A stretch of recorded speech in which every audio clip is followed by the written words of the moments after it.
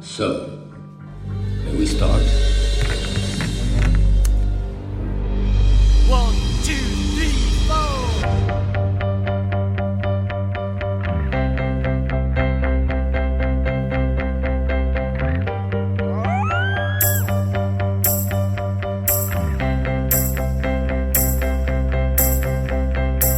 So may we start. So may we start. Bueno, buenas noches, bienvenidos nuevamente a este encuentro de vida y socialismo, este espacio de lectura y análisis de estudio del capital para militantes, ya recorriendo nuestro tercer año. Estamos en el tomo, ese es el encuentro número 7, estamos en el tomo 3, el proceso global de producción capitalista. Ya terminamos la sección primera y hoy iniciamos la sección segunda de ese tomo 3.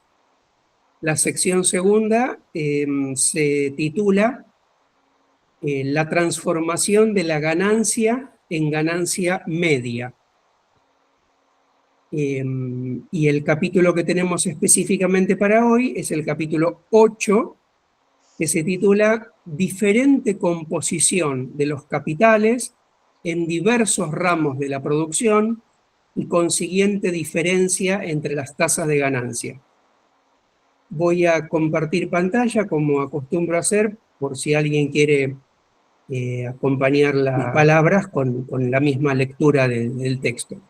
Un mini recorrido por el capítulo antes de ir a la lectura propiamente dicha. Este capítulo podríamos decir que es un capítulo bisagra o de articulación. Es decir, en este capítulo se reitera, se recuerda algunos conceptos que ya están anticipados en textos anteriores, incluso en el tomo 1. Y por otro lado, en este texto, a partir de esos conceptos, los vincula de cierta manera y ofrece o presenta, mejor dicho, un problema cuya respuesta no está dada en este capítulo, sino dentro de la misma sección, pero en capítulos posteriores. ¿Sí? Es decir, acá se va a plantear un problema especial, el problema de cómo es que distintos ramos de la producción, con distinta composición orgánica del capital, es decir, distinta relación entre capital variable y capital constante, obtienen en principio una distinta tasa de plusvalor, pero al final y en el mercado todos obtienen la misma tasa de ganancia, ¿no? Ese va a ser el planteo de este capítulo, el planteo como problema o como aparente contradicción. ¿Sí? Aquí se van a reiterar los capítulos de composición técnica del capital, composición orgánica del capital, la lógica derivación de alta composición orgánica que determinaría baja tasa de ganancia, lo opuesto, que una baja composición orgánica determinaría una alta tasa de ganancia, y por último esa aparente contradicción que significa que si las mercancías se vendieran a sus valores, respetando la ley del valor, si las mercancías se vendieran a sus valores, cada ramo de la producción poseería una tasa de ganancia proporcional a la cantidad de obreros que explota. Sin embargo, en la realidad, capitales distintos obtienen ganancias medias similares. Esa es la contradicción aparente en la que va a llegar aquí este capítulo y que, insisto, no va a ser respondida en él mismo, sino en capítulos posteriores. Voy a la lectura. En el capítulo precedente se ha demostrado, entre otras cosas, cómo puede variar, aumentando o disminuyendo la tasa de ganancia, al permanecer constante la tasa del plusvalor. Ahora bien, en este capítulo se presupone que el grado de explotación del trabajo y por consiguiente la tasa del plusvalor y la extensión de la jornada laboral es de igual magnitud, de igual nivel en todas las esferas de la producción en las que se divide el trabajo social en un país dado. Con respecto a las muchas diferencias entre la explotación del trabajo en diversas esferas de la producción, ya demostró detalladamente Adam Smith que las mismas se nivelan en virtud de toda suerte de razones compensadoras, reales o aceptadas por prejuicio, y que por ello, en su carácter de diferencias solo aparentes y efímeras, no se toman en cuenta para la investigación de las condiciones generales. Otras diferencias, como por ejemplo en el nivel del salario, se basan en gran parte en la diferencia, ya mencionada al comienzo del tomo primero, entre trabajo simple y trabajo complejo. Y a pesar de que tornan muy disímil la suerte de los obreros en diversas esferas de la producción, no afectan en modo alguno el grado de explotación del trabajo en esas diferentes esferas. Por ejemplo, si el trabajo de un orfebre se paga más caro que el de un jornalero, el plus produce en la misma proporción un plusvalor mayor que el del jornalero. Y aunque la nivelación de los salarios y de las jornadas de trabajo, y por consiguiente la tasa del plusvalor entre diversas esferas de la producción, o más aún, entre diferentes inversiones de capital en la misma esfera de la producción, resulte estorbada por muchas clases de obstáculos locales, se lleva a cabo, no obstante, cada vez más con el progreso de la producción capitalista y la subordinación de todas las condiciones económicas a ese modo de producción. La diferencia entre las tasas del plusvalor en diferentes países y por ende entre los grados nacionales de explotación del trabajo es totalmente irrelevante para la presente investigación, pues lo que queremos exponer precisamente en esta sección es la manera cómo se establece una tasa general de ganancia dentro de un país. No obstante, resulta claro que al comparar las diversas tasas nacionales de ganancia, solo es necesario unir lo anteriormente desarrollado con lo que hemos de desarrollar aquí. En el capítulo anterior se ha demostrado que, suponiendo constante la tasa del plusvalor, la tasa de ganancia que arroja un capital determinado puede aumentar o disminuir como consecuencia de circunstancias que acrecientan o reducen el valor de una u otra parte del capital constante, y de ese modo afectan en general la proporción entre las partes componentes constante y variable del capital. Además, se observó que las circunstancias que prolongan o abrevian el tiempo de rotación de un capital pueden afectar de manera similar la tasa de ganancia. Puesto que la masa de la ganancia es idéntica a la masa del plusvalor, al propio plusvalor, quedó asimismo demostrado que la masa de la ganancia, a diferencia de la tasa de la ganancia, no resulta afectada por las oscilaciones de valor recién mencionadas.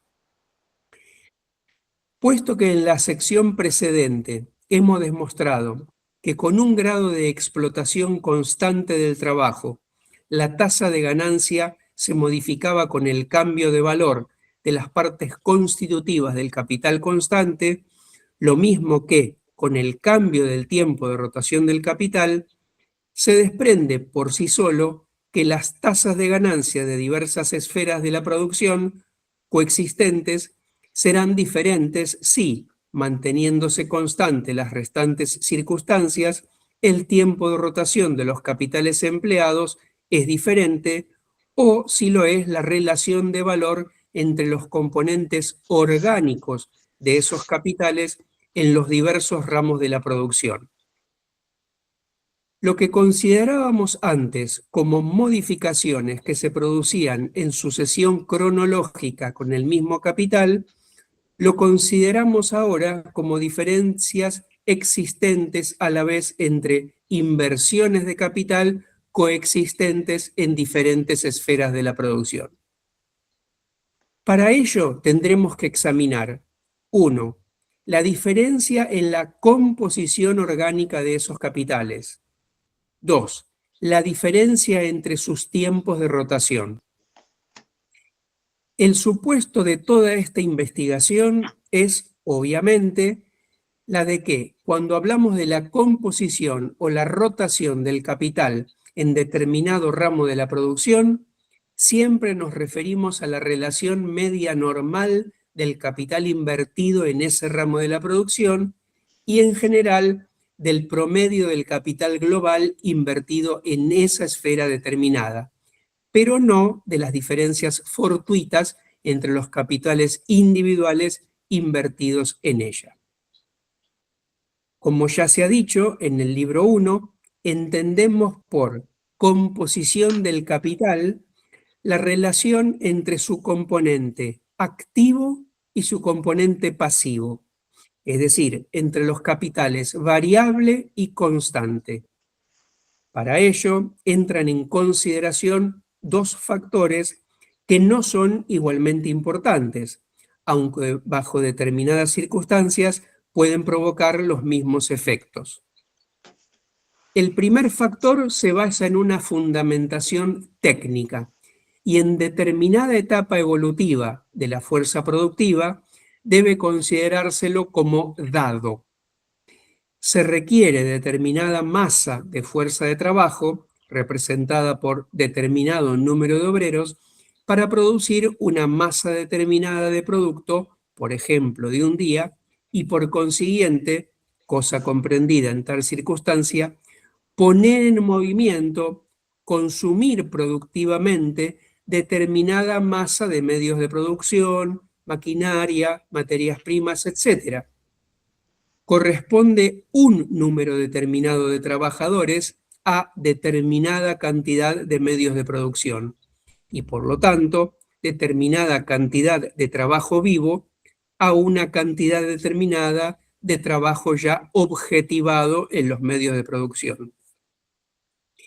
Esta proporción es muy diferente en diversas esferas de la producción, a menudo entre los diversos ramos de una misma industria, pese a que, por casualidad, puede ser exacta o aproximadamente la misma en ramos de la industria remotamente distantes entre sí. Esta proporción constituye la composición técnica del capital y es el verdadero fundamento de su composición orgánica. Pero también es posible que esa proporción sea la misma en diversos ramos de la industria, en la medida en que el capital variable es un mero índice de fuerza de trabajo y el capital constante un mero índice de la masa de medios de producción puestos en movimiento por la fuerza de trabajo. Por ejemplo, es posible que ciertos trabajos en cobre y hierro presupongan una misma proporción entre fuerza de trabajo y masa de medios de producción. Pero puesto que el cobre es más caro que el hierro, la proporción de valor entre los capitales variable y constante se vuelve diferente en ambos casos, y con ello también la composición de valor de los dos capitales globales. La diferencia entre la composición técnica y la composición de valor se revela en cada uno de los ramos de la industria en el hecho de que, con una composición técnica constante, la proporción de valor de ambos capitales puede cambiar, y con una composición técnica modificada, la proporción de valor puede seguir siendo la misma. Esto último solo ocurre, naturalmente, si el cambio de la proporción entre las masas de los medios de producción empleados y la fuerza de trabajo resulta compensado por un cambio de sus valores en sentido contrario. A la composición de valor de capital, en tanto la misma resulta determinada por su composición técnica y la refleja, la denominamos la composición orgánica del capital. Por lo tanto, la diferente composición orgánica de los capitales es independiente de su magnitud absoluta. Lo único que cabe preguntarse en todos los casos es qué parte de cada 100 es capital variable y qué parte es capital constante. En consecuencia, calculando en porcentajes capitales de diversa magnitud, o lo que aquí resulta lo mismo, capitales de igual magnitud producen a igualdad de la jornada laboral y del grado de explotación del trabajo cantidades muy diferentes de ganancia, porque producen cantidades muy diferentes de plusvalor, y ello se debe a que, de acuerdo con la diferente composición orgánica del capital en diferentes esferas de la producción, su parte variable es distinta, es decir, que son diferentes las cantidades del trabajo vivo que ponen en movimiento y por consiguiente también las cantidades que se apropian de plus trabajo, de la sustancia de plusvalor y por ende de la ganancia. Porciones de igual magnitud del capital global en las diversas esferas de la producción comprenden fuentes de plusvalor de disímil magnitud y la única fuente del plusvalor la constituye el trabajo vivo. Pero si los capitales de diversas esferas de la producción, calculados porcentualmente, vale decir, capitales de igual magnitud en diferentes esferas de la producción, generan ganancias desiguales a causa de su diferente composición orgánica, se deduce que las ganancias de capitales desiguales en diversas esferas de la producción no pueden hallarse en relación con sus respectivas magnitudes. Es decir, que las ganancias en diferentes esferas de la producción no son proporcionales a las magnitudes de los capitales respectivamente empleados en ellos. Lo que hemos desarrollado tiene lugar bajo el supuesto de que las mercancías se venden a sus valores. El valor de una mercancía es igual al valor del capital constante contenido en ella, más el valor del capital variable reproducido en ella, más el incremento de ese capital variable, es decir, el plusvalor producido. A igual tasa de plusvalor, la masa de este depende, obviamente, de la masa de capital variable. Además de la diferente composición orgánica de los capitales, es decir, además de las diferentes masas de trabajo y con ello también, bajo circunstancias en lo demás iguales, de plus trabajo, que ponen en movimiento capitales de igual magnitud en diferentes esferas de la producción, existe aún otra fuente de desigualdad de las tasas de ganancia: la diversidad en cuanto a la extensión de la rotación del capital en las diferentes esferas de la producción. Hemos visto en el capítulo 4 que a igual composición de los capitales y bajo circunstancias en lo demás iguales, las tasas de ganancia están en relación inversa a los tiempos de rotación. Y asimismo, que un capital variable, si rota en diferentes lapsos, produce masas desiguales de plusvalor anual. La diferencia entre los tiempos de rotación es, pues, otra razón por la cual capitales de igual magnitud no producen en diversas esferas de la producción ganancias de igual magnitud en lapsos iguales, y el motivo, por consiguiente, de que las tasas de ganancias sean diferentes en esas diferentes esferas.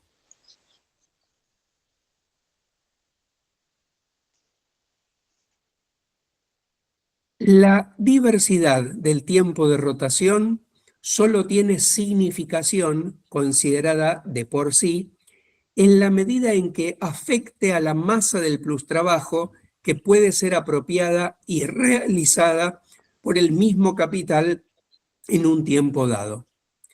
Por consiguiente, si una composición disímil en capital circulante y fijo no comprende necesariamente una disimilitud del tiempo de rotación, que a su vez condiciona una desigualdad de la tasa de ganancia, resulta claro que en la medida en que se dé esta desigualdad, ello no proviene de la desigual composición de capital circulante y fijo en sí, sino más bien del hecho de que aquí, esta última, solo indica una desigualdad de los tiempos de rotación que afecta la tasa de ganancia. Hemos demostrado, pues, que en diversos ramos de la industria, en correspondencia con la diferente composición orgánica de los capitales y dentro de los límites indicados también en correspondencia con sus diferentes tiempos de rotación, prevalecen tasas desiguales de ganancia y que también por ello, a igual tasa de plusvalor, solo rige para capitales de igual composición orgánica, suponiendo tiempos de rotación iguales, la ley, de acuerdo con la tendencia general, de que las ganancias son directamente proporcionales a las magnitudes de los capitales y que por ello capitales de igual magnitud arrojan en lapsos iguales ganancias de igual magnitud. Lo expuesto vale sobre la base que, en general, ha sido hasta ahora el fundamento de nuestro desarrollo, la de que las mercancías se venden a sus valores. Por otra parte, no cabe duda alguna de que, en la realidad, y haciendo abstracción de diferencias irrelevantes, fortuitas y que se compensan, la diferencia entre las tasas medias de ganancia para los diversos ramos de la industria no existe ni podría existir sin abolir todo el sistema de la producción capitalista. Por tanto, pareciera que la teoría del valor resulta incompatible, en este caso, con el movimiento real, incompatible con los fenómenos efectivos de la producción, y que por ello debe renunciarse en general a comprender estos últimos. De la sección primera de este libro se desprende que los precios de costo son los mismos para productos de diferentes esferas de la producción, para producir los cuales se hayan adelantado partes de capital de igual magnitud, por muy diferente que pueda ser la composición orgánica de dichos capitales. En el precio de costo desaparece para el capitalista la diferencia entre capital variable y constante.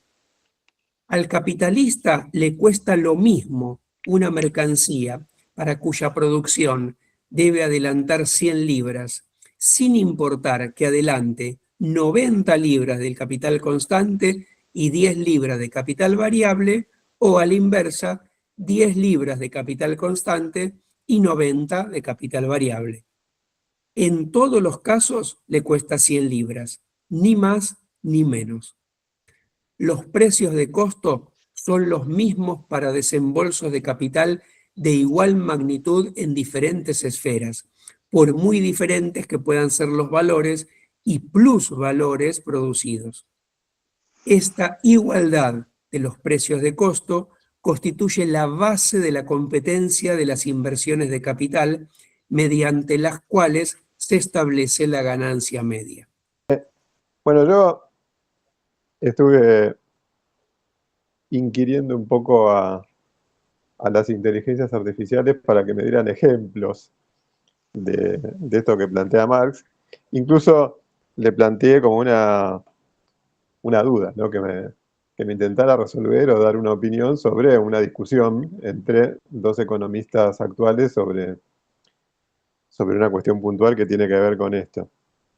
Bueno, en cuanto a los ejemplos, los primeros que me trajo fueron Walmart por un lado, Intel por el otro, ¿no?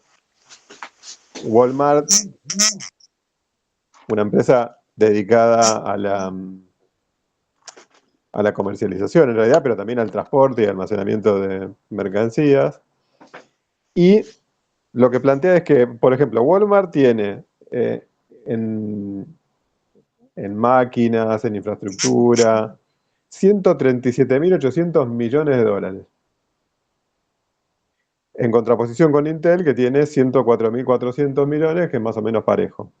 Pero la cantidad de empleados que tiene una y que tiene otra son radicalmente diferentes. O sea, Walmart tiene 2.100.000 empleados contra 105.000 empleados que tiene Intel. O sea, en un caso son $65.000 por trabajador, en el otro caso 914.000. O sea, la composición técnica y orgánica del capital son muy diferentes. O sea, una es 15 veces más alta que la otra. ¿No? Esto es importante porque ahí lo que nos está marcando es cuánto necesita cada una de esas empresas para conseguir ese valor en el caso de que se quedaran con una tasa de ganancia uniforme, ¿no? O sea, si no estuvieran compitiendo, que eso es lo que después va a seguir haciendo Marx explicando en los capítulos siguientes, ¿no? Si las empresas no estuvieran compitiendo y cada una se quedara con su valor, obviamente una tendría una tasa de ganancia altísima y la otra tendría una tasa de ganancia miserable, y eso no podría funcionar en el capitalismo por mucho tiempo, ¿no? Porque todos los capitales dejarían de invertir en una y se irían a la otra. Después, otro de los ejemplos que me trae es el tema de la rotación del capital, porque Marx dice, por un lado aparece el tema de la composición del capital, por otro lado aparece el tema de la rotación, que ya lo habíamos visto en capítulos anteriores. Cuanto más rápido se da, ¿no?, mayor es la ganancia anualizada, porque el capital se recibe y al mismo tiempo vuelve a invertirse, entonces uno tiene 10, 15 veces el mismo capital invertido. Y ahí aparece, por ejemplo, que en el caso de Walmart, el inventario de Walmart rota aproximadamente 8 veces al año. O sea, vende y repone por completo todas las existencias que tiene cada 45 días aproximadamente. Mientras que, por ejemplo, plantea como contraposición a Boeing, que es una empresa de aviación, ¿no?, de fabricación de aviones, en donde el inventario rota una vez al año. Entonces, es una diferencia que es también enorme y hace que toda o sea, digamos, el plusvalor recargado sobre cada avión que se vende tenga que ser muy superior a el plusvalor que se recarga sobre cada mercadería que vende Walmart, que se renueva todo el tiempo. O sea, basta una ganancia mínima por cada rotación para que la tasa anual sea mucho más grande. Y después plantea el famoso tema del trabajo complejo y el trabajo simple, que eso ya lo venía trayendo desde el libro 1. Hay un montón de discusiones sobre eso. Yo iba a ponerles otra de las discusiones con la inteligencia artificial, pero me parecía ya que era mucho, porque hay discusiones enormes sobre cómo se computa el trabajo complejo en relación con el trabajo simple. Acá Marx, por ejemplo, dice, como si fuera una verdad indudable, que el trabajo complejo, si bien es más caro porque obviamente tiene más tiempo de formación o más mercaderías intervienen en él para formarse, sin embargo, en proporción también crea más valor. Entonces no alteraría la tasa de plusvalía, la tasa de explotación, y entonces no modificaría la nivelación de la tasa de plusvalía. Yo le entré a preguntar a la inteligencia, entré a tomar a algunos autores, y en realidad eso habría que verlo, porque cuando uno tiene ciertos trabajadores complejos que tienen o que tienen que usar muchos años de formación, si uno hice una tablita en Excel con la formulita para ver cómo daba, y la verdad es que va modificando la tasa de plusvalor de acuerdo con la cantidad de tiempo que se necesita para invertir en ese trabajador, ¿no? Y ni que hablar porque también cada trabajador necesita un montón de mercancías más en toda su vida útil para poder seguir manteniendo esos atributos productivos, ¿no? Bueno, el ejemplo que trae la inteligencia artificial es, en el caso del trabajo complejo, en el caso de NVIDIA Corporation o OpenAI, que son dos empresas, una diseña microchips, la otra hace desarrollo de inteligencia artificial, y ahí lo que plantea obviamente es que en este tipo de empresas los salarios superan en promedio $200.000 anuales por empleado, ¿sí? O sea, es un montón. Y la contrapone con, por ejemplo, McDonald's, ¿sí? En donde el salario no excede demasiado la canasta mínima que se necesita para sobrevivir, lo cual estaría de alguna manera probando esta diferenciación que hace Marx entre trabajo simple, que sería el que se necesita para simplemente reproducir la propia vida en las condiciones mínimas de la época, y lo contrapone justamente contra aquellos obreros que necesitan un nivel de formación y de tiempo de formación mucho más alto, y que eso genera enormes diferencias salariales. Entonces, si uno pone a competir a esas dos empresas solamente por el plusvalor que están generando, obviamente las que tienen un trabajo más barato estarían obteniendo una tasa de ganancia más alta, pero eso tampoco sucede así. Entonces, bueno, yo preguntaba, hay una discusión, no sé si la han escuchado en algún momento. Hay dos economistas, uno es Anwar Sheikh, que es un norteamericano pakistaní, si no me equivoco, que lo que plantea es que lo que se produce cuando uno tiene justamente distintas tasas de ganancia entre distintas empresas es una especie de entrecruzamiento. O sea, como justamente algunas empresas ganan más que otras, la inversión va pasando de una rama a la otra y van teniendo como picos de subida y de caída, y se van entrecruzando entre sí. O sea que se comprobaría en las inversiones nuevas que se van dando esta tendencia a la igualación de las tasas de ganancia que plantea Marx. En cambio, Paul Cockshott, que es un autor que lo habíamos mencionado en la reunión pasada hablando del tema del cibercomunismo, él dice que en realidad si analiza la composición de tiempo de trabajo de cada rama, es proporcional, ¿no?, al valor por el que son vendidas. Entonces, lo que estaría diciendo es que no hay una nivelación, o sea, cada empresa se terminaría quedando de alguna manera con el valor que produce, y eso de alguna manera también confirmaría la ley del valor de Marx. O sea, los dos son marxistas, pero cada uno como que toma distintos aspectos de lo que está planteando. O sea, la creación de valor por un lado y después si se nivela o no la tasa de ganancia. Entonces le pregunto a la inteligencia artificial y digo, a ver, dame las tasas de ganancia que hay entre unas empresas y otras y dame una opinión sobre quién tiene razón. Bueno, busca en distintos archivos, y lo que marca o lo que termina deduciendo es que incluso dentro de las mismas ramas aparecen empresas que de pronto tienen tasas de ganancia altísimas contra empresas que están en el mismo rubro que tienen tasas deprimidas, y que en realidad lo que es más probable es lo que está diciendo Jake, que es que las tasas van y vienen y se están entrecruzando todo el tiempo, de alguna manera corroborando lo que está planteando Marx en el libro 3 en su última parte, ¿no? Que es ese tema turbulento. Bueno, y después, más allá de esta discusión, le pregunté sobre algunas empresas en la Argentina, como diciendo, bueno, a ver qué onda con algunas empresas locales.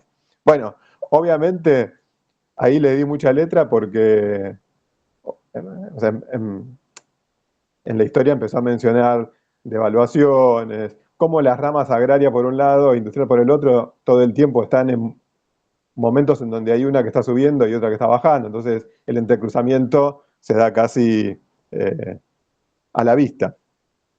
Y después, en cuanto a los ejemplos, plantea, bueno, con el tema de la composición técnica y orgánica del capital, bueno, toma el caso de Ternium, ¿sí?, que es la empresa siderúrgica, en donde aparecen 890.690 millones de pesos en planta, propiedades, equipo, contra 5.400 trabajadores. O sea, tiene una composición técnica altísima. Y por otro lado, plantea, por ejemplo, el caso de la importadora y exportadora, la Anónima, ¿no?, que es una cadena de supermercados y operadora de frigoríficos, en donde aparece, no me menciona acá cuál es la cantidad, pero lo que plantea, obviamente, es que tiene una composición técnica del capital muchísimo más baja. Bueno, acá no me lo comparo con la cantidad de empleados. Después, en cuanto al tema de la rotación, también plantea, por ejemplo, empresas de rotación rápida, que son el caso de Molinos, Río de la Plata, por ejemplo, en donde la rotación se da entre 12 y 20 veces al año, contra, por ejemplo, desarrollos como IRSA, ¿sí?, que están dedicadas a construcción, desarrollo urbano, oficinas, en donde el ciclo de rotación es de 3 a 5 años. Y después, con respecto al trabajo complejo y trabajo simple, bueno, un ejemplo es Globant, de empresa de trabajo complejo, que hace software, tema digital, en contraposición a, por ejemplo, Prosegur, que son empresas de seguridad tercerizada, que tienen una cantidad de operarios que son prácticamente sin ningún tipo de calificación. O sea que, de alguna manera, está corroborando esta variedad absoluta y total entre distintas empresas y distintas ramas. O sea, dentro de las ramas y entre unas ramas y otras que están conviviendo todo el tiempo en la competencia capitalista. Claro, ahí cuando nombrabas, Hernán, por ejemplo, México paga en la fábrica de automotrices norteamericana, en Coahuila, hay $3,5 la hora y con el mismo capital fijo, en Estados Unidos $28. Así que hay otra variable que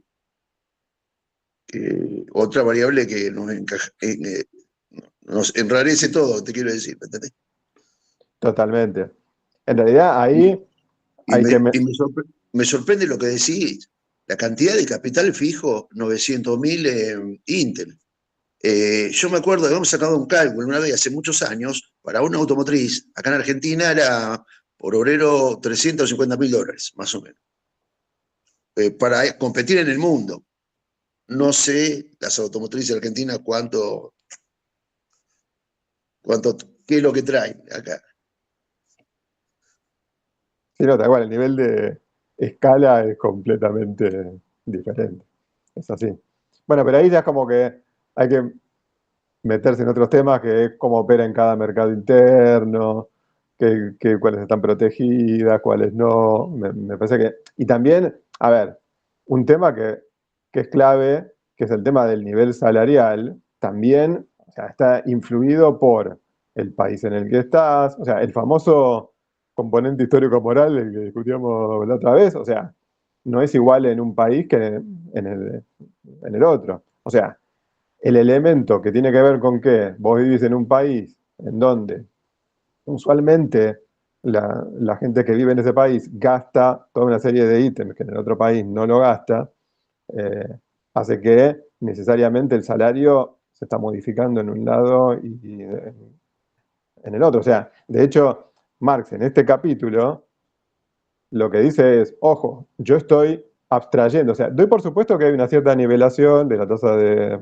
rotación, pero las tasas son muy diferentes, entre unos países y otros es muy diferente. Yo acá lo que hago es abstracción, digo, bueno, saco esa variable por ahora y analizo eso, si todas las mercaderías se vendieran por su valor, si todo se vendiera pipí cucú como tiene que ser según la ley de valor más pura. Pero después uno tiene un montón de mercancías que se venden por encima, por debajo de su valor, y en esta cosa turbulenta en donde vamos y venimos, cada rama está todo el tiempo modificándose. Ahora, creo que en el tema de los salarios es algo bastante más permanente y en tanto en cuanto la movilidad de la mano de obra no sea tan fluida como la del capital, me parece que es una barrera que sigue existiendo ahí. Porque la gente se va y viene de un lado al otro, pero no tan fluidamente como el capital que fluye para un lado y para el otro. Entonces es como que las barreras son más estrechas, digamos. A ver, básicamente un par de consultas sobre el trabajo que hiciste, Hernán. Está buenísimo y aparte haber metido ahí el tema del debate teórico entre Cockshott y Jake, yo por lo menos lo desconocía y sin querer ridiculizarlo, pareciera como que Cockshott se quedó en el tomo 1, ¿no? Si uno lo llevara al extremo. Es llamativa realmente la posición. Por otro lado, en realidad lo que te quería consultar era qué IA usaste, y yo lo leí todo, el trabajo realmente está muy interesante, todas las comparativas que hace, y aparece un coeficiente que es un R2, ¿no? Que no lo termina, se entiende de qué trata, pero la pregunta es si es un coeficiente aceptado.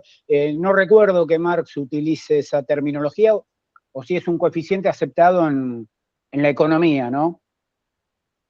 Parecería como que cuando la primera vez que lo menciona habla de la correlación entre los valores trabajo agregados y los precios de mercado en una economía, ¿tá? Y a ese coeficiente le estampa ahí un R2. Insisto, si no recuerdo que Marx lo utilice, entonces lo que te pregunto es si si vos conocés si es una terminología usualmente utilizada, ¿no? Sí, ahí, o sea, creo que lo identifico en donde habla justamente del debate teórico. No, ahí lo que usa, o sea, primero, te respondo, la inteligencia artificial que usé es Gemini, que es una de las gratuitas más comunes, que la han mejorado un montón ahora. Yo al principio consultaba ChatGPT por un lado y Gemini por el otro, y me convencía más ChatGPT, y ahora se ve que algunos cambios técnicos y me parece que está como mejorando la producción de Gemini. Pero yo como que siempre, en las que son gratis, mientras no ponga un peso, voy consultando con varias, porque a veces también busco respuestas distintas o errores posibles, porque tampoco las inteligencias son infalibles ni mucho menos. El tema, para seguir agregando problemas y complejidad al tema de las comparaciones de las distintas composiciones orgánicas de capital en empresas de distintos ramos o del mismo ramo, etcétera, hay que ver también un tema que hay que ponderar, es qué parte de la masa laboral está abocada a la producción de valor y cuál, por ejemplo, a otro tipo de actividades necesarias en el capitalismo, pero que no agregan valor y que se pagan, que ese digamos, capital variable, esa parte del valor se resigna de la ganancia o digamos, no tiene que ver con la producción directa de plusvalor, por ejemplo, en los departamentos comerciales de las empresas, o por ejemplo, cuando una tajada del plusvalor la pide una empresa que oficia de departamento comercial, pero en realidad lo que hace es la comercialización. Y bueno, cuando hay una masa importante de trabajadores abocados a esas tareas, eso se deduce, digamos, de la producción de valor. Y sin embargo se paga. Digo, a la hora de la comparación también complejiza el esquema. Lo cual los detractores de la ley del valor ponen todo esto arriba de la mesa, todos estos problemas, algunos lados oscuros. No exactamente esto que estoy planteando yo, que se me acaba de ocurrir, pero otras cuestiones a la hora de los problemas que tenemos para computar, digamos, la producción de valor en horas de trabajo y cómo hacer esas equivalencias entre trabajo complejo y trabajo simple, trabajo potenciado. Tenemos debates entre los que tienen debate los economistas y algunos podemos acceder a leerlos, entre incluso los que se adhieren a la ley del valor. Sí, en realidad, uno, es verdad, eso que vos decís, Gastón, lo pensé cuando lo estaba leyendo en cuanto a lo que me respondía, porque bueno, muchas de las empresas que mencionaba tenían que ver con comercialización, bueno, qué parte es costo de transporte y almacenamiento de la mercancía, o sea, trabajo estrictamente productivo, y qué parte es de comercialización. Bueno, eso ya, imagino que igual lo vamos a ver más adelante, así que no me preocupó demasiado. Y con el tema del R2, en realidad, lo que está diciendo ahí el texto es, o sea, está haciendo una simple correlación estadística, o sea, igual los que se dedican a la matemática lo van a explicar mejor que yo, pero digo, el R2 es un índice que me está mostrando cuando yo tengo dos magnitudes o dos conjuntos de magnitudes diferentes, si unas se correlacionan con la otra, ¿no? O sea, si yo tengo 10 en un lado y 9 en el otro, y en otro tengo una de un lado y 1,5 en el otro, o sea, voy como cotejando y digo, bueno, ¿se correlacionan o no se correlacionan? O sea, ¿tiene que ver una cosa con la otra o no? Entonces, eso hay toda una serie de mecanismos matemáticos que hacen que yo pueda cargar esos números, cotejo unas magnitudes, cotejo con las otras, y me tira un coeficiente, como diciendo, sí, mira, esto, honestamente, sí, cada vez que llueve hay mucha humedad, o no, o la verdad que cuando llueve la humedad no tiene nada que ver. Cuando el coeficiente es muy alto, o sea, está muy cerca de 1, ahí por ejemplo nombra 0,95, que está cerca de 1, quiere decir que la correlación está muy cerca, o sea, cuando hay más cantidad de trabajo, más horas de trabajo invertido, hay más dinero, más precio involucrado. Si la correlación, si ese R2 fuera más bajito, 0,50, 0,40, lo que me está diciendo es que no hay correlación. O sea, puedo tener un montón de trabajo acá y no tengo ningún tipo de precio. Pero como Cockshot toma las ramas agregadas, es como que lo que se le discute, o lo que le discuten en general, es que, bueno, sí, cuando uno toma grandes números muy agregados, es posible que tenga alguna tendencia a que haya una correlación. Ahora, cuando después uno va a lo más finito y o sea, ve que de pronto empresas que tienen mucha más cantidad de mano de obra tienen tasas de ganancia que son mucho más bajas, como que no, bueno, ahí tiene que empezar a pensarla, me parece, de otra manera. Pero lo que hace Cockshot es esa correlación a grandes rasgos que aparentemente estaría confirmando la ley del valor. Hola, yo quería plantear, es que los datos que nos den de las empresas, la IA, hay que cogerlos un poco con pinzas, un poco bastante. Incluso, aunque el dato sea objetivo, la masa salarial que nos den, evidentemente hay una masa que es productiva, que produce plusvalor, estamos hablando de lo que estamos hablando, y hay otros desembolsos en capital variable que realmente lo que están haciendo son repartos del beneficio empresarial en los consejos de administración, en toda una corte de personal que anda pululando por ahí, y de una forma u otra, sí, puede ser, como dice más, coadyuva, pero eso es, están allí instalados, y si no estuvieran, se produciría lo mismo. son muchas de las formas que hay y luego uno se ha trabajado a lo mejor en una empresa que tiene 100 trabajadores, resulta que 2 o 3 no trabajan en la empresa, trabajan en el jardín del chalet del gerente, la cocinera de no sé quién, o otras cosas, ¿no? Entonces, las masas salariales hay que tener mucho cuidado con ello. Y en las grandes empresas, por ejemplo, el Corte Inglés aquí, todo un consejo de administración que a ver qué dineral cobra. ¿Eso es un trabajo cualificado o es un trabajo que tienen los propietarios de la empresa, que se asignan ese sueldo ellos? Es necesario porque es un trabajo cualificado. Antes era un trabajo cualificado el de un graduado, un licenciado en empresariales, ahora está al sueldo de un auxiliar administrativo. ¿Sabes? Porque además eso se va proletarizando, ¿no? Se van diciendo, no, si tenemos 100.000 economistas, que trabajen, que hagan cuentas y que cobren el salario mínimo y un poco más, para distinguirlos un poquito, que vengan con traje y corbata y ya está, ¿sabes? Y si vienen en un SOR, mejor, así nos salen más baratos.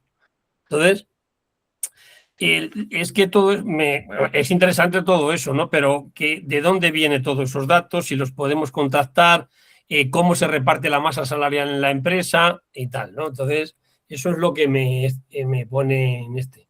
Hay un párrafo que no hemos leído en el 185, una parte que decía, hay que hacer aquí un distingo esencialismo en el capital variable desembolsado en salarios en la medida en que su valor representa la suma de los salarios, determinada cantidad de trabajo objetivado y, por tanto, su valor es un mero índice de la masa de trabajo vivo que pone en movimiento.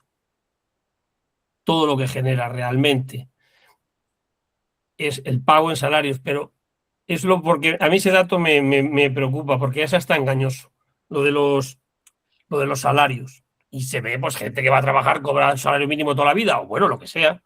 Incluso, bueno, quería decir ya más, lo del trabajo cualificado y no cualificado, había ejemplos que se ponían antes, era el de un aprendiz y el de un carpintero, por ejemplo, ¿no? Que evidentemente, pues, el salario era un poco mayor, tampoco se podía desde ahí hacer un estudio. Pero incluso hoy podemos decir, vale, el trabajo del médico ya es un trabajo cualificado, cuando se están volviendo a casi ganar, a obtener un salario irrisorio, ¿no?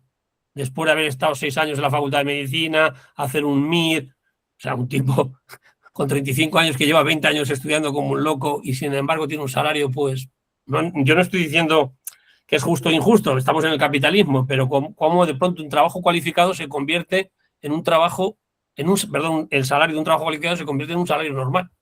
Es lo que me quiero decir. Y esto lo ajusta el capitalismo en 25 años. O sea, uno tiene un trabajo bueno y cuando pasan 10 años le dicen, no, tú vete. Que la IA o que no sé qué, o que hemos traído médicos de Pakistán, o, ¿sabes? Yo qué sé. O de Argentina a Madrid, o de Madrid a enfermeras a Londres. Este tipo de cosas ocurren, ¿no? Entonces le dice, bueno, ¿yo qué hago viviendo en Madrid con 1.500 euros siendo enfermera si no puedo pagar el piso? Me tendré que ir a otro sitio. Estas historias, hoy más que nunca, hoy yo creo que el capital es global y actúa globalmente. Claro, dice, trabajo por 3,8, ha dicho el compañero Ricardo, en Argentina y por 22 euros la hora en Estados Unidos. A lo mejor están produciendo lo mismo con distintas composiciones orgánicas de capital. Las necesidades no son las mismas en Estados Unidos, en teoría, que en Argentina. Mientras los coches que fabriquen en Argentina, el transporte compense para llevarlos a otro país, vale, si no, pues se hunde el tema. Los datos hay que tenerlos un poco más, creo que currados, pero está muy bien todo lo que nos aporta, pero hay que saber muchas veces de dónde lo sacan. Nada más. Totalmente. Todo lo que es sacado de inteligencia artificial hay que tomarlo con pinzas, 57.400 pinzas y colgarlo de... este era más que nada un ejemplo. Lo que decís sobre el tema de el salario que se le paga al burócrata, eso es clarísimo. Es más, hay discusiones sobre si incluir cierto tipo de salarios dentro del valor de la masa salarial, o si es parte del propio plusvalor mismo, ¿no? Esto pasa o sea, incluso en empresas chicas. Dueños que se autoemplean porque con eso, no sé, consiguen algún aporte jubilatorio o lo que fuere, y en definitiva no es más que parte de su beneficio que adopta una forma salarial, pero en realidad es... Ahora, pese a todo, las diferencias están, o sea, vos le podés pagar un salario gigante al gerente de Walmart, pero es un salario muy distinto el salario medio de Walmart que el que tiene Nvidia. O sea, efectivamente, ahí hay una diferencia, me parece a mí, en general, en la calificación. Y después, que ciertos trabajadores que están calificados se les pague por debajo del valor. Porque uno, a veces, cuando dice al obrero se le paga por debajo del valor, se imagina el obrero no calificado que recibe un salario de pobreza. Pero también está pagado por debajo del valor un obrero que está calificado y que sin embargo recibe un salario que es igual que el de un obrero no calificado, que es lo que decías.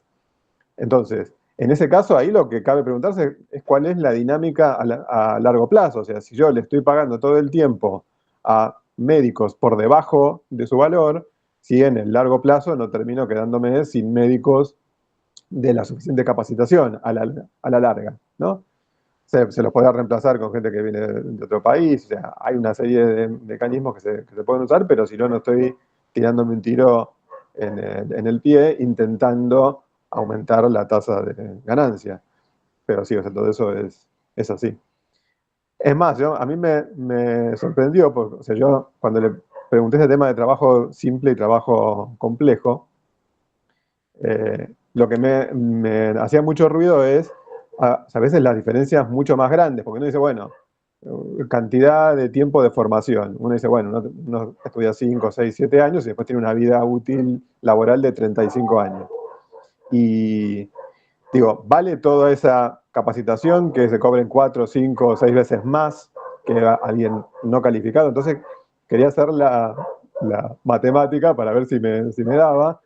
Y en realidad eso puede ser, si se cumple el tema de que para reproducir el tiempo, o sea, para reproducir a la fuerza de trabajo calificada, durante toda esa vida laboral necesito mucha más mercancías y mucho más valor para que el médico siga teniendo el nivel de médico y para que el ingeniero siga teniendo ese nivel.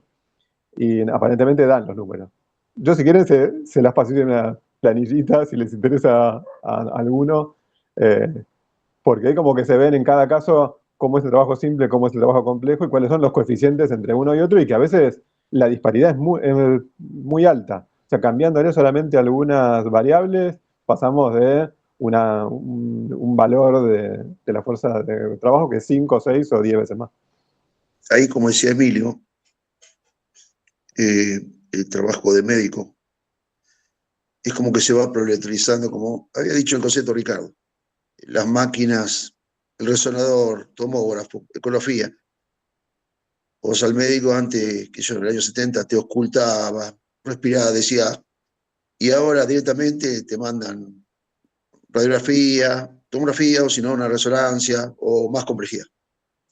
Se va proletarizando y muchas veces lo que pasamos, lo que estamos hablando, discutiendo, es que no quieren reconocer los médicos de que se van proletarizando. Entonces están divididos en distintos gremios. Bueno, ese es un problema muy, muy grave en la organización, ¿no? Por supuesto. Bueno, van tomando una conciencia de que, qué sé yo, por ejemplo, Emilio, que hay doctores que están pagando en España 1.500 euros. Y acá, qué sé yo, los hospitales, bueno, por ejemplo, el hospitaliano, 1.200.000, 1.300.000. Tipos que llevan 5 o 6 años de carrera más 4 de residencia, arrancan casi a la vida a los 30 años, ¿viste? Y bueno, lo vamos viendo eso. No sé en qué deriva va a tomar esto. No sé, la verdad que no sé. Porque también está pasando lo mismo con los programadores. Amazon echó 14.000 programadores con el tema de la inteligencia artificial. Lo mismo pasa en el campo biológico. He escuchado a algunos españoles o algunos argentinos científicos que están en $1000 y pico, por ejemplo, en Estados Unidos. Es más, alguna vida de ellos, por ejemplo, algunos que están en Los Ángeles, se han tenido que mudar porque no consiguen alquilar más cerca del laburo. Se va como degradando, ¿no?, la vida. Pero no sé si esa es una tendencia, que los trabajadores súper calificados por los científicos cada vez va siendo una isla y se ven amenazados y tienen un miedo atroz de que el próximo que me quedo afuera pues yo. A través del avance tecnológico, por el avance del capital fijo, de la tecnología, ¿no? Yo eso creo que pasó desde que el capital es capital, con la diferencia de que se va acelerando, quizá en algunas ramas. Pero yo no sé si es necesaria, o sea, es más allá incluso que proletarización, porque proletarización sería que no eran obreros y que ahora son. Lo que está pasándose es que muchos dejan de ser trabajadores complejos para ser trabajadores más simplificados, digamos. Entonces va cayendo su nivel de complejidad en relación con otros. O sea, yo creo que el trabajo complejo para el capital es caro, entonces cuanto más se le ahorre, mejor. O sea, la tendencia histórica me parece que es a dejar la menor cantidad de trabajadores complejos necesarios, imprescindibles, y que el resto sean o bien trabajadores simples que hagan tareas y, o sea, para eso se fragmenta y se reparte la producción en distintas zonas, y dejar a los trabajadores más simples y que por tanto sean más baratos, y ocupar la menor cantidad posible. Entonces ahí lo que se me genera es, por un lado, la población que me sobra, por otro lado, esta población obrera que es de reproducción simple, y después una minoría imprescindible y necesaria, pero ahorrable cada vez más, del trabajador calificado, porque no deja de ser más caro. Bueno, más caro. Mira, hemos hablado de los... Bueno, eso del libro 1 del Capital hablaba que el científico tal se terminaría convirtiendo en prácticamente mano de obra barata. Se la asume ya el investigador como Cajal, que estaba con el microscopio en su casa y tal, eso no existe. Ahora el médico tiene que atender... Bueno, el médico no es que solo sea el médico, es que los años de residencia es precariedad. Es un señor que ha terminado, un chaval con 23 años, un hombre con 23 años que ha terminado una carrera y que trabaja en la residencia 5 años a un salario mínimo en todas partes. Está 4 o 5 años trabajando a salario mínimo. Aparte de esos tipos de trabajadores, muchos cualificados tienen que hacer las prácticas, los becarios, todo este tipo de trabajadores, o sea, están cobrando menos del valor. Viven porque viven en su casa con sus padres, muchos de ellos. Entonces, bueno, viven bien porque de pronto son estudiantes y cobran algo, pero realmente esa gente no puede vivir. No podría vivir, salir del trabajo y volver al día siguiente. Va porque va a casa de su padre, ya está, como mucha parte de la población. Y ya, como decía un amigo mío que era librero, dice, esto del trabajo en prácticas es para que te vayas acostumbrando a no cobrar, de momento. Y de hecho, tú haces una formación profesional y tienes que trabajar 4 meses en una empresa y pórtate bien, porque si encima no te firman las prácticas, lo mismo tienes un lío y no te titulas, ¿sabes? O sea, que si te dicen que eres mecánico y tienes que vender ruedas de bici, pues véndelas y pasa los 4 meses con lo que te digan, ¿no?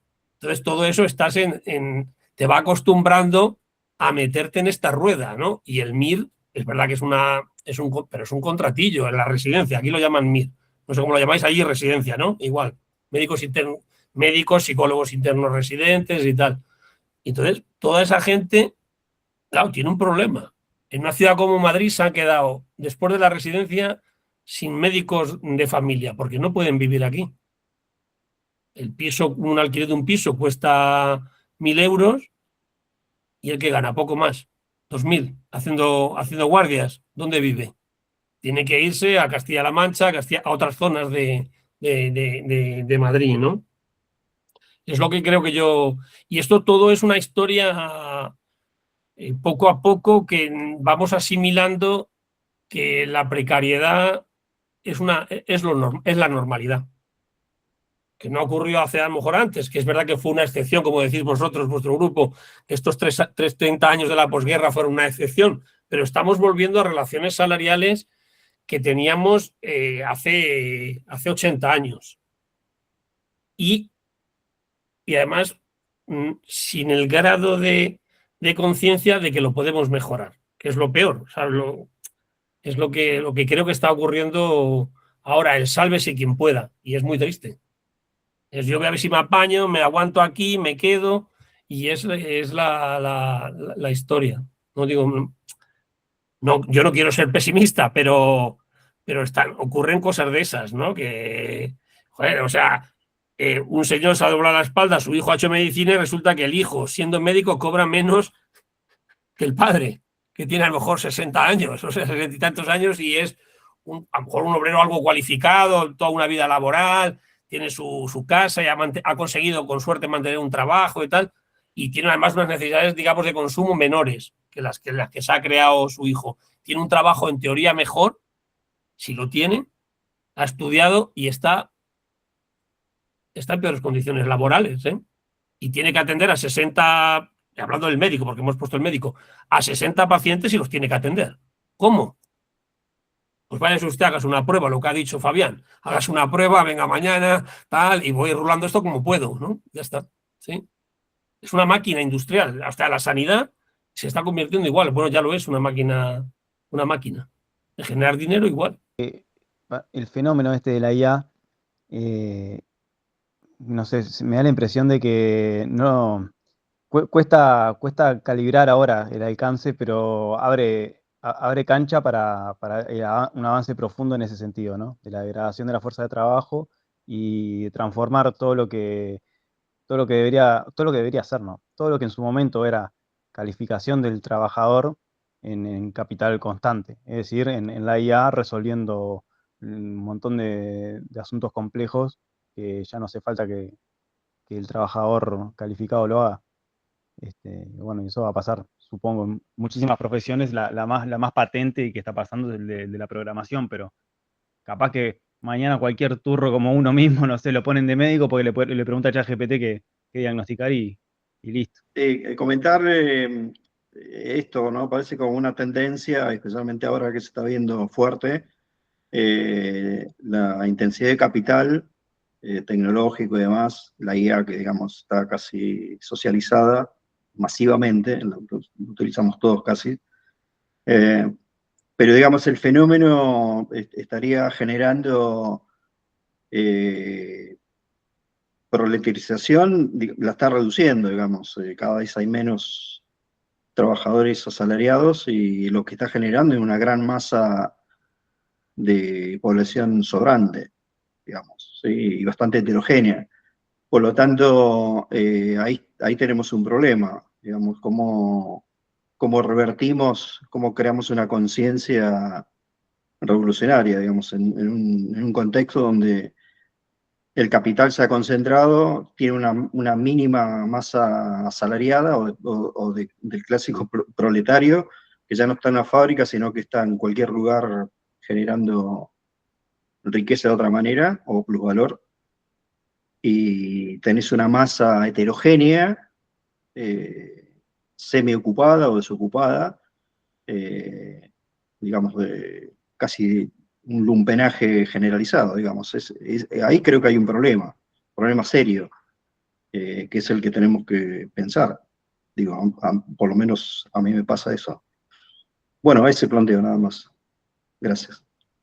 Con respecto a lo que decía Gustavo, me parece que sí, creo que están las dos cosas. O sea, hay un sector de la clase obrera que sigue estando calificado y que, aunque sea una minoría, está y es imprescindible, y ver cómo puede entrar en sintonía con esa porción descalificada y con esa porción sobrante. O sea, hasta qué punto se puede entender que todos estamos de alguna manera en un mismo barco y el nivel de inseguridad es el mismo. O sea, justamente estábamos hablando de esto. uno se creía que la tenía atada porque era médico. Bueno, ahora resulta que ya no.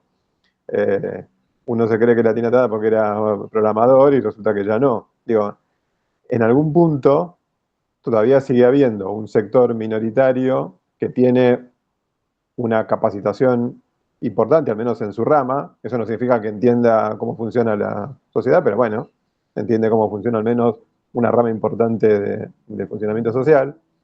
Y por otro lado, un montón de gente que se ha quedado afuera y cómo se compaginan los intereses entre uno y otro. No me parece que sea fácil la compaginación, pero bueno, están como todas las partes puestas en juego. Digo, esta sensación de la decadencia que tenemos nosotros, quizá, no sé si es la misma sensación que tenés en China, por ejemplo.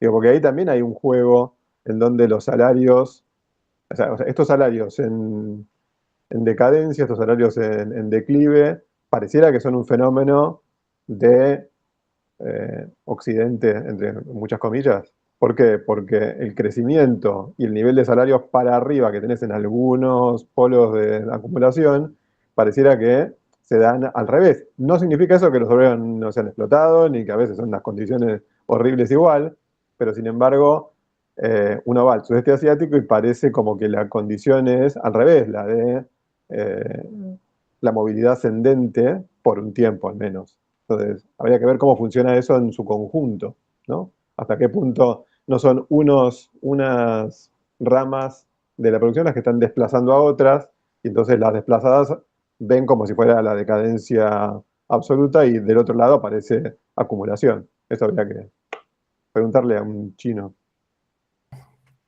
Hay una cosa que me plantearon anoche, yo no la sé, pero parece que las empresas, ¿qué es lo que están haciendo las empresas de inteligencia artificial?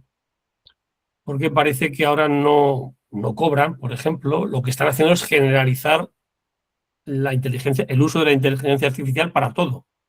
La vamos a usar hasta para ir al baño, ¿no? Entonces me planteaba un informático, dice que, claro, que esto hay que estudiarlo, porque si realmente estas están teniendo beneficio ahora o no.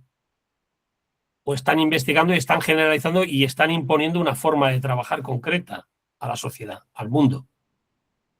Que eso, yo creo que habría que estudiar seriamente qué supone todo esto y qué intenciones. Bueno, las intenciones le pueden salir mal, pero ¿qué es lo que están haciendo? ¿Están obteniendo beneficios? No están obteniendo beneficios. ¿Están solo invirtiendo? ¿Están generalizando el uso de la inteligencia artificial por toda la población? Y luego nos la van a cobrar o ya nos van a imponer una forma de trabajar concreta, incluso de pensar, de debatir, de producir, incluso hacer, no sé, filosofía, economía, literatura, hasta medicina, ¿no? Es lo que me planteaban. Entonces yo, claro, yo no lo sé porque no he mirado quién son las empresas, qué hacen, qué beneficios tienen, qué capitales hay, y yo creo que eso sería importante conocerlo. O sea, lo dejo aquí un poco porque creo que me quedó un poco así como diciendo, bueno, estos, pues bueno, a lo mejor es una parte de su investigación, no lo sé, creo que no tienen beneficios, ¿eh? Pero porque no están cobrando, porque no están, no lo sé, ¿eh? Tampoco, no tengo el dato, tendría que mirarlo, pero tienen su importancia, ¿eh? Tienen su importancia. ¿Qué es lo que cogen? ¿Nuestros datos? ¿Solo viven de nuestros datos y los venden? No, ni siquiera, a lo mejor. ¿Qué le preguntamos? ¿Qué le pregunta Hernán a la inteligencia artificial? Entonces ya lo sabe, dice, los datos de Hernán, no los de Hernán, los de Hernán y 10.000 más, le preguntan esto y quieren saber esto y por lo tanto, como cuando uno en el buscador busca, no sé, ir a las montañas rocosas en fin de semana, entonces el buscador te dice, pues hay una serie de gente o este tío consume zapatillas de deporte por lo que sea, ¿no? Lo que hagan con los datos, que yo tampoco lo controlo. ¿Qué están haciendo? ¿Qué hacen esas empresas y qué pretenden con eso? ¿Cuál es su negocio? ¿Cuál va a ser realmente su negocio?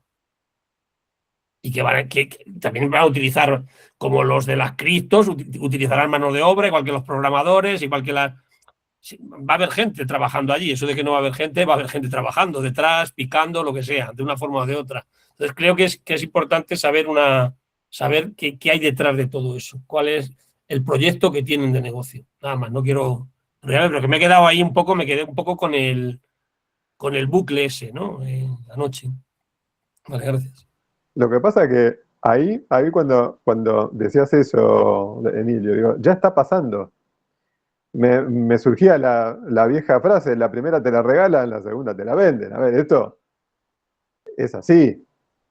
De hecho, digo que está pasando porque después de esta primera generación de inteligencias artificiales que se difundieron por todos lados, ya está surgiendo una segunda eh, que te la están cobrando. O sea, yo, por ejemplo, yo en el estudio contable estoy usando una que ya es paga, porque si uno tiene que hacer determinadas cosas específicas o un poco más avanzadas, la inteligencia artificial común te conversa mucho, pero no te lo resuelve. En cambio, vos decís, no, entrate en Claude, que es esta inteligencia nueva, qué sé yo, y ahí te fajan con 100 lucas por mes, y con eso vos podés hacer y tenés una operatividad muchísimo más alta que la que tenés simplemente chateando y buscando cuánto es 4x8. Eso ya lo están haciendo. Así que eso no tengas ninguna duda. Yo no soy tan optimista en creer que tengan un plan. O sea, yo creo que cada capital está tirando a acumular, que es lo que es el capital siempre, ¿no? Buscan, a ver, agarremos ahora mientras hay. O sea, yo creo que eso llevará a una superproducción, eso llevará a una caída, una depuración, crear una empresa por el camino, lo que es el capital siempre. Pero eso, esta cosa del dumping, esta cosa de yo te la regalo ahora y después te la voy a cobrar, eso está. Yo creo que ha estado siempre, me parece. Y después con el tema del uso de los datos, o sea, yo creo que ya tenemos que empezarnos a olvidar de la idea, esto había surgido en la conversación en el grupo, olvidarnos de que tenemos datos privados. Desapareció eso. Ahora, lo que tenemos que empezar a cuestionarnos es quién maneja los datos. Si lo van a manejar 5 tipos, tanto sean de grandes empresas o de grandes estados, o si eso va a circular como información que sea mucho más accesible a todo el mundo y de manera que pueda servirnos a todos y no solamente a 50 locos, que eso no se va a poder hacer sobre la base de este tipo de relaciones sociales, pero digo, eso me parece que ya fue. O sea, el tema del dato privado, individual, que lo vamos a proteger, de que lo controlen, ya está, ya nos tienen agarrados por todos lados. Quizá el Estado como representante de los intereses del capital en general y no de cada capital particular puede que haga algún esfuerzo en tener un planteo estratégico. Además de cada capital a la interna también tiene su propia planificación y su juego estratégico que pone el interjuego en la palestra del mercado ya más complicado poder predecirlo, pero los estados yo creo que estas cosas las piensan. Por eso dan marcos normativos, etcétera. Por eso supuestamente la Unión Europea está rezagada respecto de China y Estados Unidos, por estos escrúpulos, digamos, de desarrollo de la IA y todo eso. Pero yo creo que por ahí sí, algún intento de planificación hay. Obviamente, si pudieran planificar hasta las últimas instancias, no estaríamos hablando de un estado del capitalismo, de un sistema capitalista y del mercado. Pero yo creo que a ese nivel sí. Igual que la control del Sí, Estado no nos garantiza nada. Pero, o sea, sí. me siento aliviado porque la controla el Estado, digo, bueno, listo. En relación a lo que comenta Gastón, acá en Argentina parece que somos pioneros en eso del permiso a la IA. Viste que Milei anunció a través de Adorni que iban a modificar la ley de sociedades comerciales para permitir sociedades autogestionadas, es decir, automatizadas completamente por la IA, y les iban a otorgar, según el plan, por supuesto es todavía un proyecto, ¿no? Personería jurídica. Y incluso se generó un debate ahí en X, porque hay un escritor, creo que es antropólogo, Harari, un tal Harari, que estaba, digamos, cuestionándolo a Milei, que decía que bueno, que era como un poco precipitado y poco prudente el abrazarse a la inteligencia artificial ya desde esa manera, ¿no? Con tanta premura y sin regulaciones. Es que ahí está el tema, Milei está desesperado para ver qué capital le entra. Acá ha dicho, bueno, le mandamos a la inteligencia artificial que venga. Somos Irlanda y vienen todos, viste, de empresas de distintos países para que... Me parece que apunta ahí. Ahora, eso podés aprovechar una movida en algún momento, pero no sé si tiene... Habrá que ver qué futuro tiene.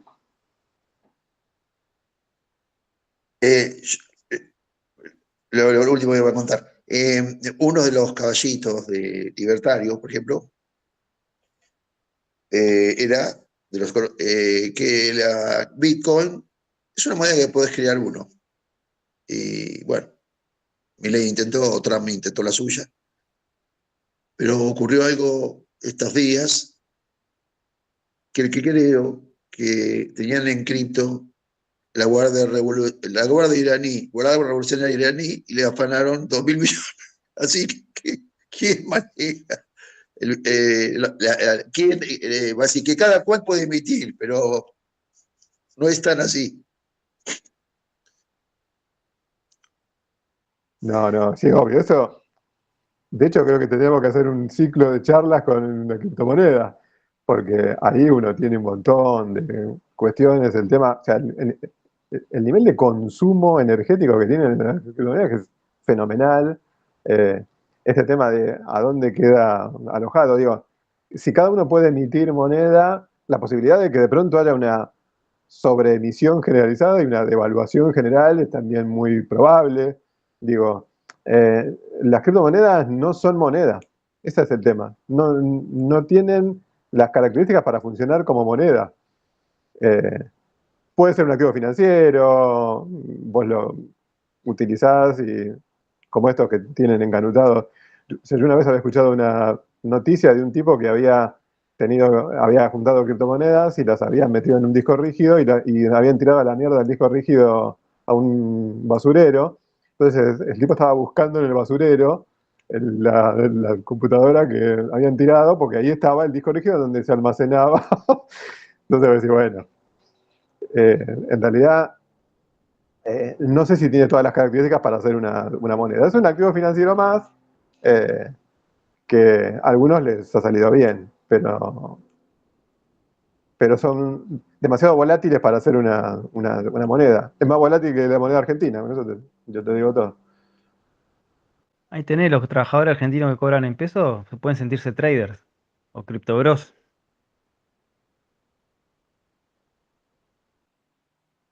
Si querés, dale, sí.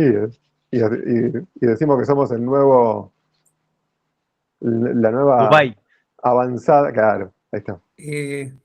Vamos cerrando, creo, nuestro encuentro de hoy. Dentro de 2 martes continuaremos con el capítulo 9, que es el capítulo que de alguna forma se articula con este y explicaría esta aparente contradicción entre distintas masas, distintos ramos de la producción que tienen distinta composición orgánica, terminan produciendo o teniendo u obteniendo tasas de ganancia similares. El capítulo 9 se titula Formación de una tasa general de ganancia, tasa media de ganancia y transformación de los valores mercantiles en precios de producción. Otro concepto del marxismo, ¿no? El precio de producción. Todo esto se desarrolla en el capítulo 9, que es el tema que veremos en nuestro próximo encuentro dentro de 2 martes. Pues hasta entonces, ¿no? Bueno, compañero. Hasta entonces. Gracias por todo. Gracias a ustedes. Gracias, como siempre. Gracias Alejandro, gracias Hernán. Gracias, compañero. Gracias. Hasta la próxima.